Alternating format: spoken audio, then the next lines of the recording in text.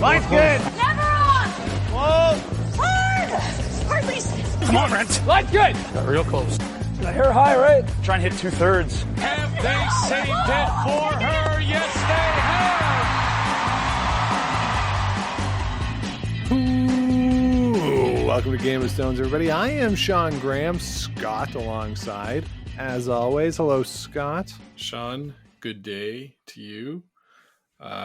Good sir. What have you been keeping busy doing lately? I haven't seen you in a while. Yeah, it's been a minute and started a new job. That's a thing that is going on this week. Congratulations. Going well? I mean, so far, any first days are always kind of weird, right? Trying to remember people's names, coming up with you got to do all the training stuff that you have to do, trying to remember new acronyms, Oh yeah, there's lots, and the department you're going to, oof boy, yeah. That's special. So yeah, cool. We of course haven't played yet, had a bye in the first round of our season, so we'll be back at it next week. But yeah, otherwise just hanging out. Yeah, so hopefully everyone out there, you're doing well, and things tend to get back to whatever normal looks like here in January. So hopefully everyone's doing well, following a hopefully restful and a wonderful holiday season for you. It's time to look forward to 2023. One of my favorite annual traditions that we do on the show. It's our bold predictions for the upcoming year in the world of curling. I think this is our third edition of doing this, which I think counts as a tradition. I think third time counts. Oh yeah. Yeah, you can make it be a tradition one time. Sure. So we've gone through and we have some bold predictions for the upcoming year. In the interest of full transparency, I went back to the 10 bold predictions we made last year and tallied up how many of them were accurate. Okay, I like this. Let's hear it. And I will say this too. I have a note here that at the end of the episode, you guessed that 4 of these predictions would be correct. Okay. So we'll see how I did on that. Bold prediction 1: people will be upset about the Curling Canada mixed doubles Olympic pick. Check. Yeah.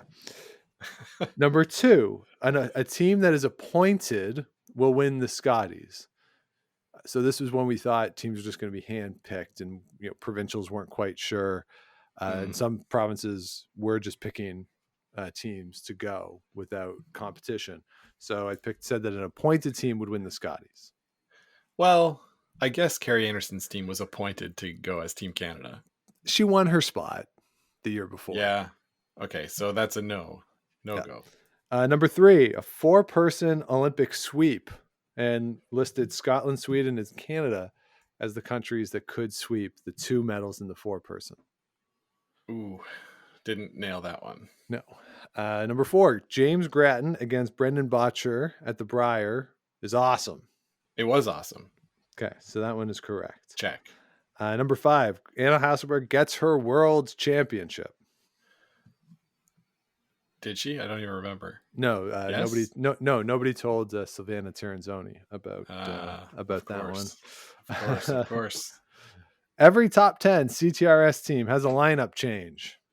Close. I believe we were close. We were close on that just because Carrie Anderson didn't, right? Yeah, Carrie Anderson. I don't know if Glenn Howard was in the top 10 over the summer or not.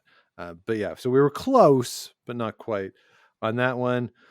This is my favorite one. One of the rule changes that at the time we recorded was going to be implemented for the World Championship, those being no extra ends and timing per end, was going to prove to be popular with the fans. And Scott, it proved to be so unpopular that they didn't even do it.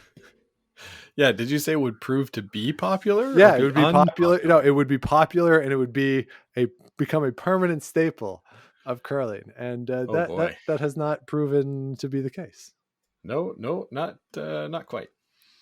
Number 8, there will be 4 high-profile retirements. And I think we have at least 4. If you count John Morris, which, okay, maybe you don't want to count John Morris. Brad Jacobs, maybe you don't count Brad Jacobs anymore. You got the Swiss front end. You got Eve Muirhead. I'm counting that as a win, though. Yeah, okay. That's pretty fair. Number 9, you rework the slams into distinct events.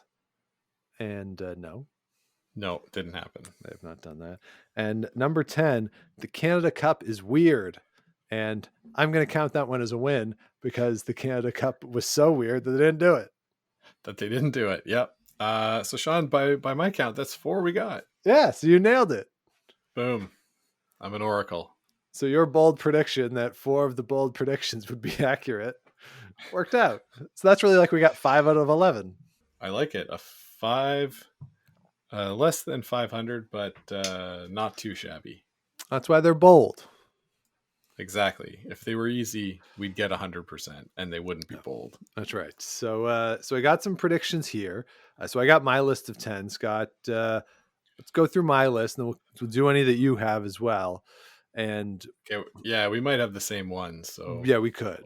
There could be some overlap. Yeah, we didn't coordinate this because we wanted to be surprised by what we think will happen. So my first bold prediction for 2023 is that the residency rules will be abolished. There will no longer be residency rules for curling Canada. There will be Brier and Scotties based off of province, but the rule will be you just pick a province in which one of your members lives. Because to play, you have to live somewhere in the country. That's a thing. So you just pick whatever province where one of the members actually lives, and that's the province you play out of. Okay.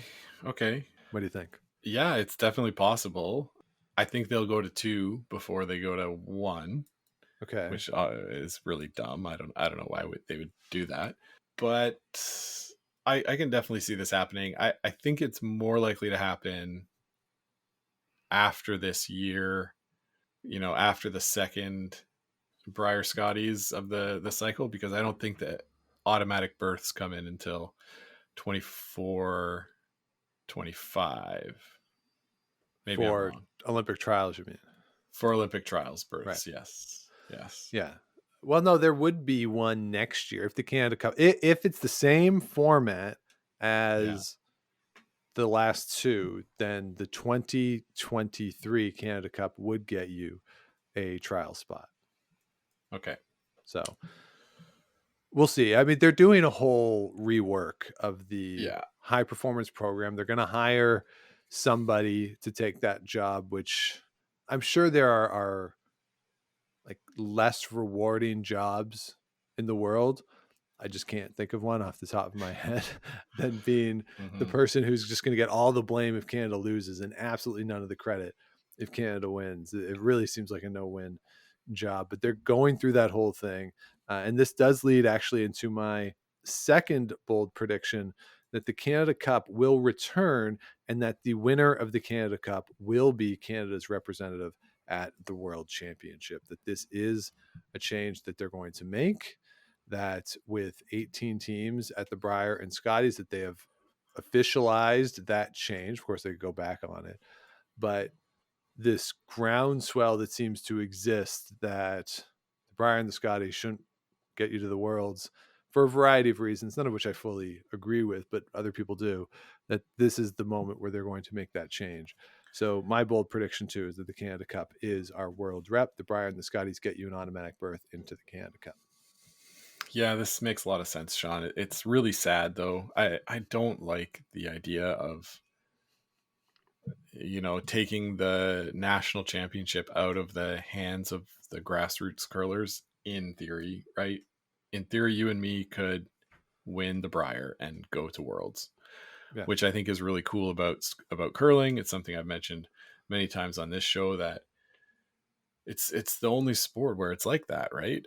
I guess some soccer, club soccer in England, any team can, in theory, go and win the premiership, but it's sad to me to think of a world where I would have to win my province my national championship and then a third event just to be able to go to Worlds. Yeah. I don't like it, but I can definitely see this happening. Yeah, and I had a discussion with somebody at the club after a game a few weeks ago, and they were saying that they like this idea because at the Skies and the Briar, you're playing teams that really aren't that good, and the idea of iron sharpens iron. But I fundamentally disagree with that, because if a Tuesday morning game against Nunavut is the reason you lose the World Championship semifinal 3 weeks, like I don't see a connection between those things. But at the same time, once you get to the championship pool in the playoffs, you are playing really good teams.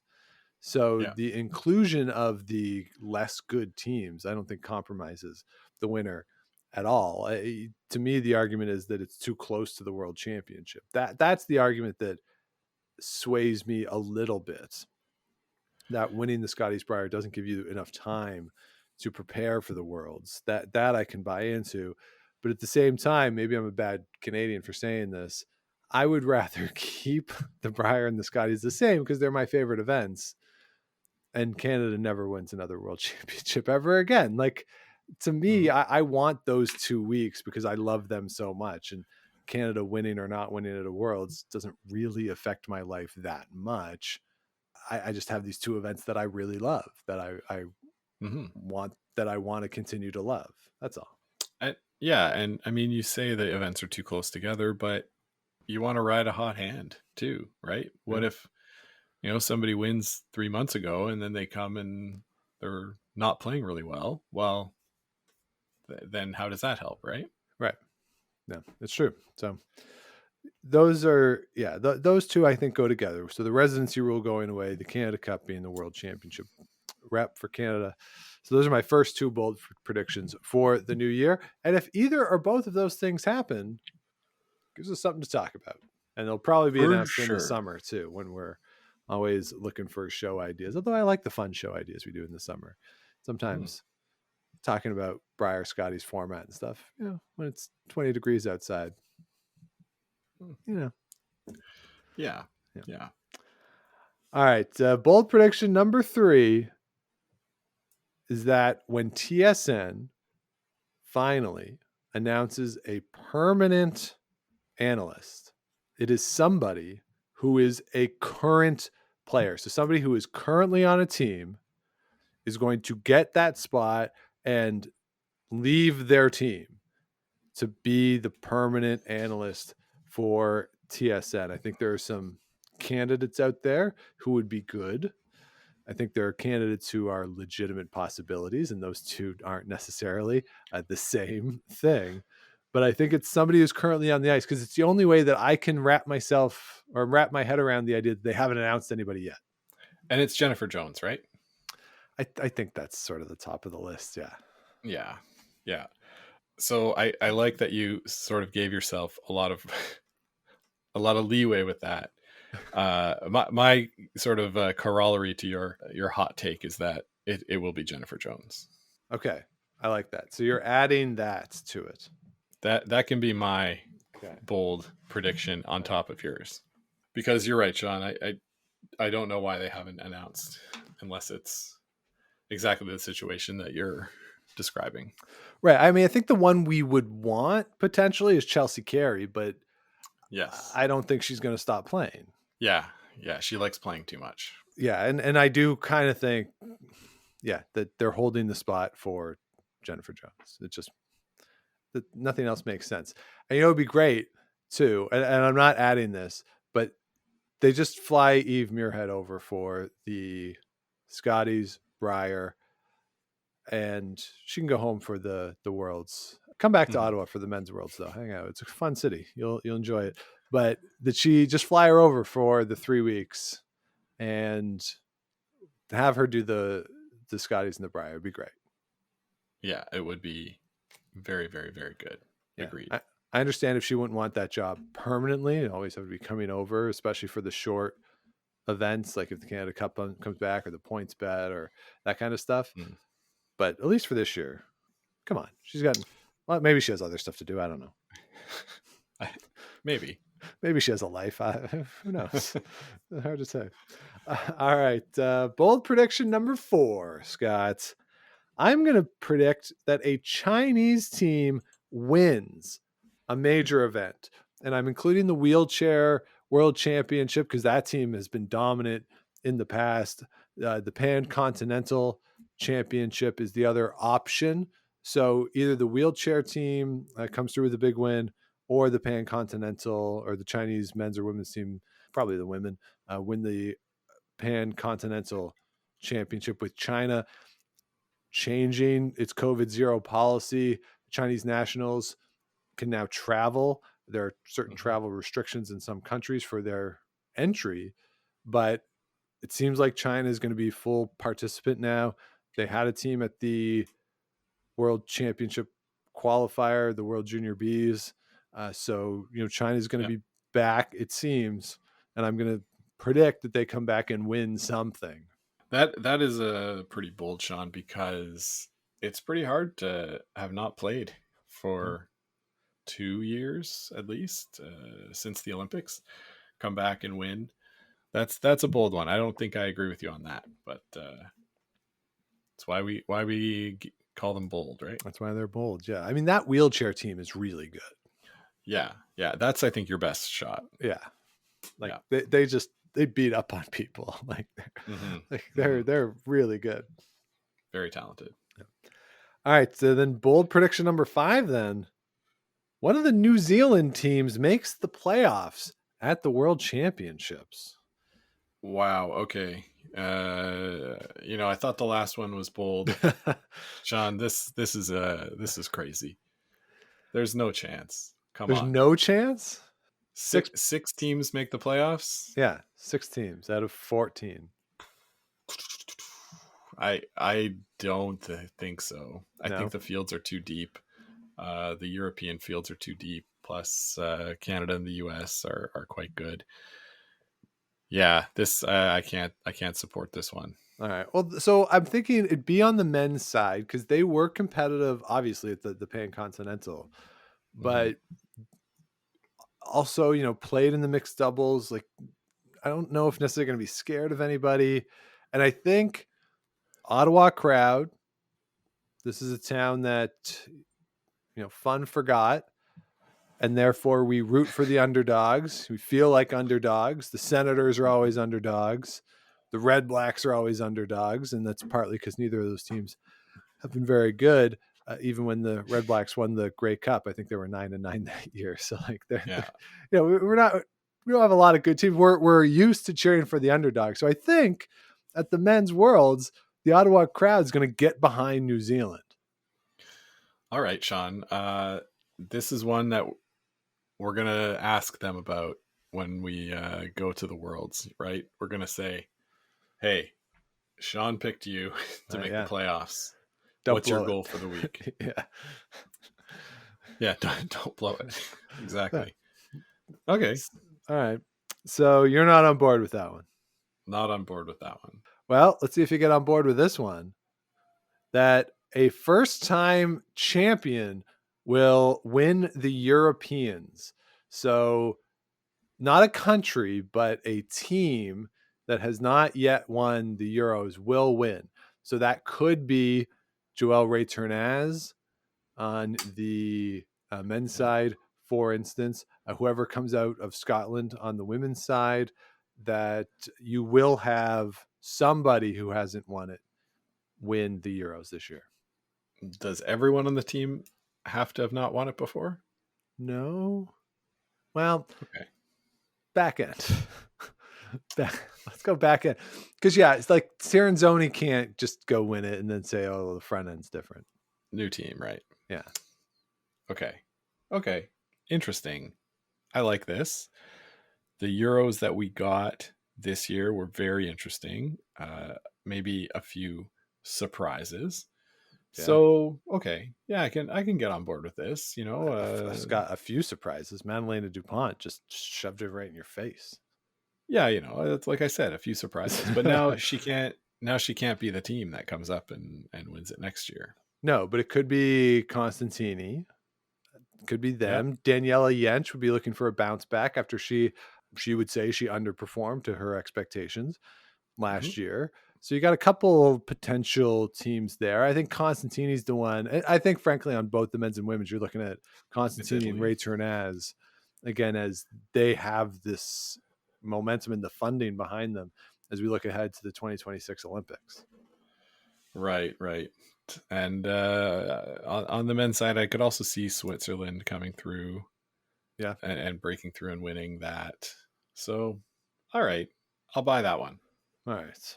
Bold prediction number 7. This one might not be bold. I don't know. But it was on the list last year and it didn't happen. So I'm doubling down. Anna Hasselborg gets her world championship. It's got to happen at some point. She's got to win one, right? And why not 2023? Why not 2023? Yeah, I like this one, Sean. This is one of your ones. I'm going to put a star beside to say I think this will happen. Okay. Not as bold as some of the rest, but definitely a plausible thing. And the women's worlds will be interesting for sure. See who comes out of Canada, obviously, and Tirinzoni will be going for another one as they continue to try to extend that streak. Her and Elena Pats, but for as much as you have Madeleine Dupont coming off the Euros, we talked about Jentsch, Constantini, Peterson in the United States. It really is Hasselborg, Tirinzoni, and then really, frankly, it depends on who comes out of Canada. If it's Anderson, sure, she's in that group. If it's somebody else, maybe Canada's in sort of that tier down too, depending on who it is in terms of expectations going into the week. So, and it is going to be in Sweden this year, Sean. So. That's right. Yeah. Gets it on home soil. I like that narrative. All right. Bold prediction number 8. This might be the boldest one of all, Scott. Oh boy. I can't wait. After the year we just had, it's that USA curling makes absolutely no news off the ice. Ooh, this is bold. Yeah, a huge year for USA curling in a negative way. Yeah. I don't know, Sean, if any fallout from the USA curling things that have gone on this past 4 to 6 months, if anything, if there's an update in a good way, right? Maybe does that ruin your prediction? No, because I don't think if, say, like Dean Gemmell as the interim, if they announce a new president, I don't think that counts. That's going to be an expected thing that there will be a new president. So that I don't count. I'm talking about whether it's another region being kicked out or members. I mean, I think member clubs are going to continue to resign their membership, unfortunately, that they feel that's a necessity and that USA Curling has put them in that position. Stuff like that will continue to happen, but we won't have the same volume. We can't. Surely we can't. Hopefully we don't. That any news that does come out is positive. Like whoever becomes the permanent president, whether Dean wants to take that job or not, probably not. Whoever it is somebody who's good and who has a solid background and can address the issues that USA Curling is facing. And who knows, maybe there's a scenario in which GNCC gets reinstated, which would be cool. And that would make the bold prediction not right, but in a good way, that there's a form of reconciliation happening within USA Curling. Yeah, I think Sean, if we can amend this to no negative news, it has a chance. Yeah. All right. Maybe that's less bold, though. A little less bold. What about this? Because I was thinking about this, that the biggest story in USA Curling in 2023 is the Schuster Dropkin final at the Nationals being the greatest game in U.S. Nationals history and on the short list for Game of the Year next year. That would be good. That would be a great world in which we could have that come true. Yeah, because I really think that the U.S. Men's Nationals, that's going to be a great event with those two teams. The final to get into the Olympic trials last year was great. Dropkin really pushed Schuster to the extreme. Dropkin's the top ranked team in the U.S. now, at least in world rankings. I don't know what the USA rankings are nationally, what they use, but it's gonna be good now. Like that's a close race. Yeah, it'll be definitely really good. It's in Denver this year, Sean. Denver. Yeah. And that's what we want to be talking about, is the stuff on the ice, you know. Yeah.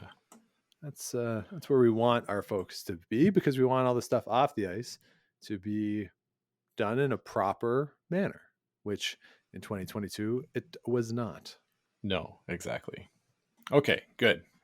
All right. What's bold next? Prediction number 9, that there is a major upset at one of the Swiss, Swedish, or Scottish nationals, meaning one of Bruce Mouat, Anna Hasselberg, Nicholas Edin, Silvana Teranzoni, or Yannick Schwaller does not win their national championship. This is something that could happen. That said, that even if they lose, they're going to send those teams to the Worlds, right? You'd think so, yeah. You'd think so. Sure. Okay. I'll buy this one. I think we saw sorry, Nick maybe Edin not lose a couple of years ago.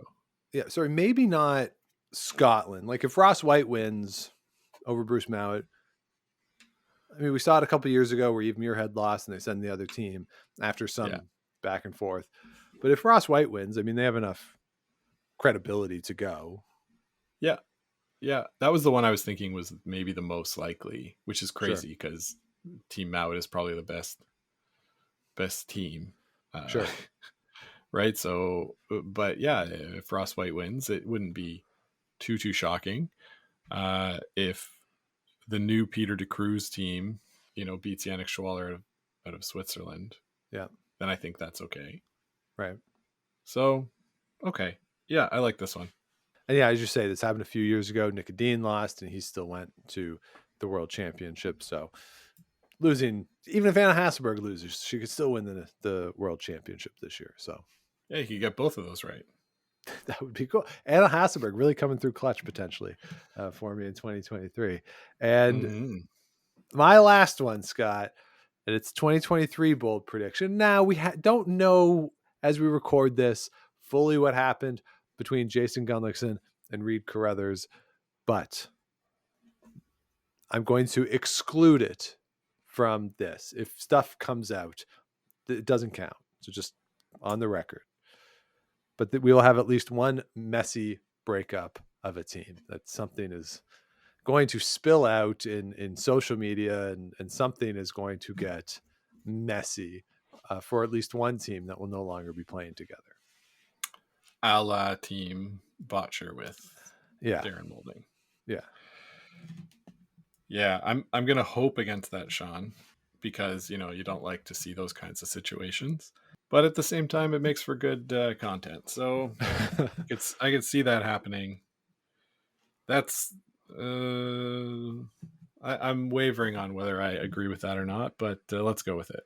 Yeah, it's just, it feels like in this age where the teams are so much more active on social media than even they were after the 2018 Olympics, and the need to engage in a different way, it's not good enough. And we talked with Neville when he came on about the need for teams to just go beyond here's our score, here's our sponsors, and teams are doing that.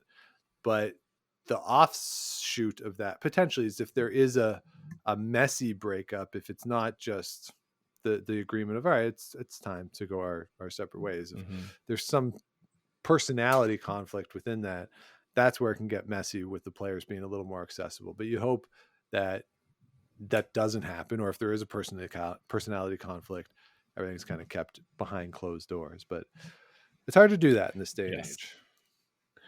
It is. Okay. So Sean, that's 10, right? Those are my 10 bold predictions for 2023. What else do you got, Scott? So what I have is that mixed double specialist team is going to win the Canadian and the World Championships. Okay. Not necessarily the same team? Not necessarily the same team.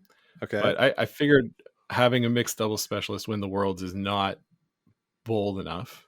Sure. I have a big retirement will happen. Okay. In the off season, big being somebody in the top 10 CTRS, top 20 worlds rankings. Okay. And the one that I'm hoping doesn't come true, I touched on this last week on our show, Sean, but could have some bad news when it comes to betting sponsors. Yeah. And I think we'll have some messy news regarding a betting sponsor. Okay. Maybe not a full-blown betting scandal, but oh, that's too bad because I just wrote betting scandal. Well, that's what it's written down on my paper too. List, so yes, something like that. So what are your thoughts on those? I like it. So the retirement, I guess, does that fit into Jennifer Jones going to the booth? Yeah, I think that those could sort of sync up together. Okay. So yeah, I think I agree that we'll get a retirement here from somebody. Glenn Howard, I think, is on the clock for that too. He hasn't been playing as much. Scott's been skipping a lot more, with Glenn having some issues with his lower body, some lower body injury things going on there. So that could be another one for Glenn Howard. In terms of the specialist, I agree. I think that we'll get a Walker Myers win this year. That's where I'm going with it. I'm a little bummed that the Lott Sahaydak pairing isn't a specialist pairing anymore, with Colton Lott playing with Matt Dunstone, because they were always a strong contender to take that up. But I'm with you there. I don't think I know the world field well enough in terms of specialist, other than Rios and Perret in Switzerland, in terms of who would be contenders. Because if you look at Scotland has sent 4-person players before. Oscar Eriksson in Sweden, they've gone and been successful before. Obviously, Musaner, Constantini out of Italy as the defending Olympic champions. So it kind of has to be the Swiss team or have the Canadian team be specialist and then go on and win, because the other countries that you would expect to be in the mix. Yes. At this point in the evolution of mixed doubles are sending 4-person players. Yeah. Maybe it should be reframed to be like, no one who wins mixed doubles medal is going to win a medal in the 4-person game, because there are teams like Turkey, like Norway, that the Spanish team, well, yeah, they play in the 4-person for sure, but not at the high, not in like the A pool of the Europeans or at the Worlds, that kind of thing. All right. And then, betting scandal. I hope not. I really hope not too. But it could. Yeah. We talked about it last week. It could come up. So it's bold. So that's what we do. Take. Those are our bold predictions. So quick recap, our total of 13 bold predictions. First, the residency rule goes away. Then the Canada Cup determines Canada's World Championship representative. A current player gets the TSN analyst spot. The Chinese team wins a major event. A New Zealand team makes the world playoffs. We have a first-time champion at the Euros. Anna Hasselberg gets her world championship. The United States Curling Association has no negative off-the-ice news. We get an upset at one of the Swiss, Swedish, or Scottish nationals. We have at least one messy breakup that doesn't include the Carruthers Gunner situation. A mixed doubles specialist wins the Worlds and the Canadian Championship. We have a big retirement, a top 20 team in the world, and we have a betting scandal. So those are our 13 bold predictions. Scott, last year you predicted that we would get 4 of the 10 right. How many of the 13 do you think will actually come through this year? So, Sean, I had 5.5 as the over-under. Okay. I think we can get 6 of these. Okay, so you're going over. Yeah. So I'm going to go under the 5.5. All right. Which means it's been a good year, I think. I think so, yes. So if we're under, it's been a good year. Yeah. So hopefully we do have a good year. Hopefully you all have a good year out there and that you join us every step along the way. It should be a fun year in the world of curling. And if you want to follow along, please do subscribe wherever you get your podcast. Do the likes, ratings, comments, all that stuff helps us grow the show, helps other people find us. You can also visit us over at gameofstonespod.com. All of our past episodes are there. Even a couple blog things are there. You can go back, look at 20 years of The World is Caught Up to Canada. I got links to all the articles we used back in that episode under the blog tab over there. If you want to follow us on social media, it's at Game of Stones Pod on Instagram and Twitter, Game of Stones Podcast on Facebook, and you can let us know what you want to hear on the show, Game of Stones Podcast at gmail.com. So 2023. Scott, are you by nature an optimist for the new year, or do you kind of go in like you go into a cold pool that you just want to, put your toe in first, see where the temperature is, or you just jump right in to a new year? I tend to be a little slower to adapt, take the temperature, see which way the wind's blowing, that kind of thing. I don't think I'm a pessimist though. Okay. That's good. You? Yeah, I just try to take it day by day, get a little better every day. That's all. And it just so happens that this year, the new year corresponded with a somewhat significant professional change. That's right. Yeah. Intentional. It was by accident. So, in that one, I guess I'm throwing myself into the new year, something big. So hopefully it works out well. Yeah. Fingers crossed. Good luck to you, Sean. I'll be able to chat with you, I think, on our work chat. Yeah.